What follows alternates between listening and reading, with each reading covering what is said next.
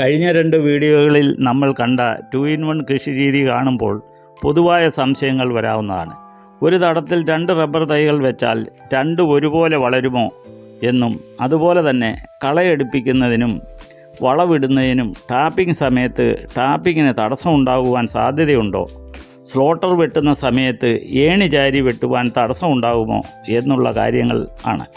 എന്നാൽ ഈ വക കാര്യങ്ങളൊന്നും യാതൊരുവിധ ബുദ്ധിമുട്ടും ഉണ്ടാകുന്നതല്ല എന്ന് എൻ്റെ അനുഭവത്തിൽ കൂടി തെളിഞ്ഞിരിക്കുന്നതാണ്.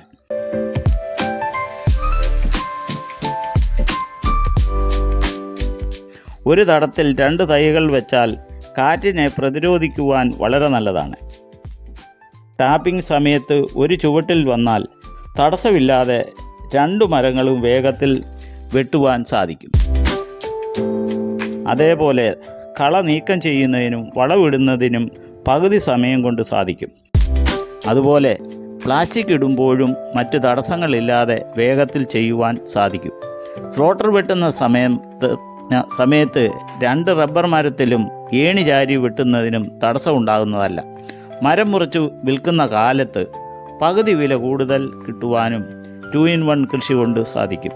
അതുപോലെ പട്ടമരവിപ്പ് എന്ന രോഗം എല്ലാ ഇനം റബ്ബർ മരത്തിനും ഉണ്ടാകുന്നതാണ്. 2-in-1 കൃഷി രീതി കൊണ്ട് പട്ടമരവിപ്പ് കാരണം കൊണ്ട് ഉണ്ടാകുന്ന നഷ്ടത്തെ അധികമായി വയ്ക്കുന്ന മരം കൊണ്ട് കുറയ്ക്കുവാൻ പറ്റും.